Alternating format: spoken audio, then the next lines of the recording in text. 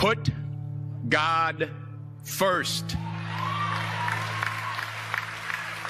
Put God first in everything you do.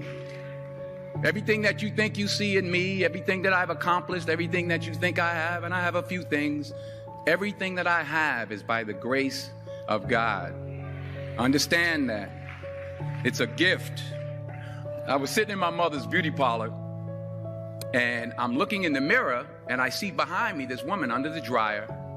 And every time I looked up, she was looking at me, just looking me in the eye. And I didn't know who she was. And I said, she said, somebody give me a pen, give me a pencil. I have a prophecy.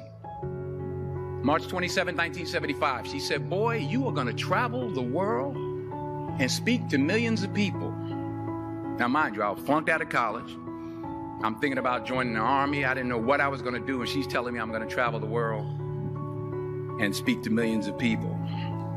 Well, I have traveled the world, and I have spoke to millions of people. But that's not the most important thing, the success that I had. The most important thing is that what she taught me and what she told me that day has stayed with me since. I've been protected. I've been directed. I've been corrected. I've kept God in my life, and it's kept me humble. I didn't always stick with him, but he always stuck with me. So stick with him in everything you do. If you think you want to do what you think I've done, then do what I've done and stick with God. Number 2, fail big. That's right. Fail big.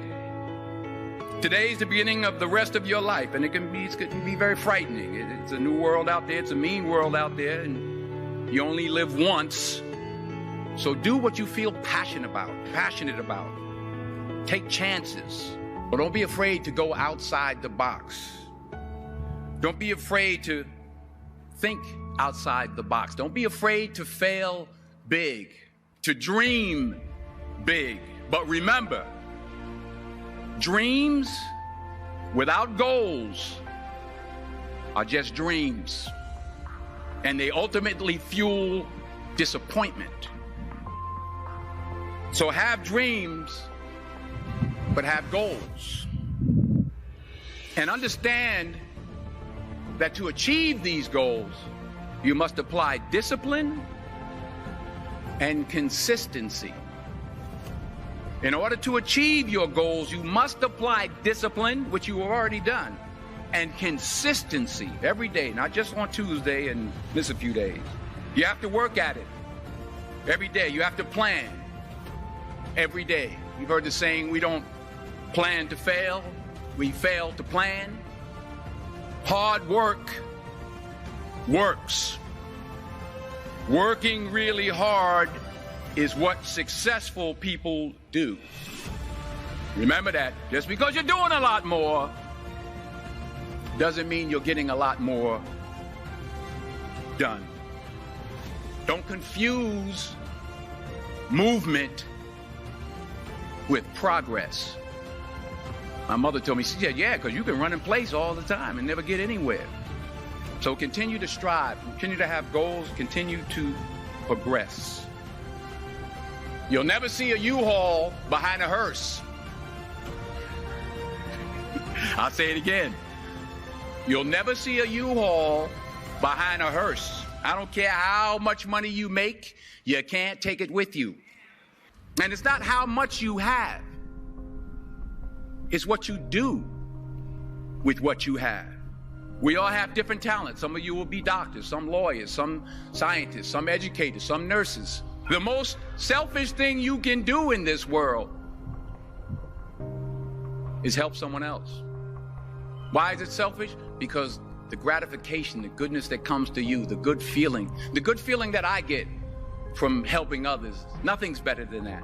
Nothing's better than that. Not jewelry, not big house I have, not the cars, but it's the joy. That's where the joy is, in helping others. That's where the success is, in helping others. Finally, I pray that you put your slippers way under the bed tonight, so that when you wake up in the morning, You have to get on your knees to reach them. And while you're down there, say thank you for grace.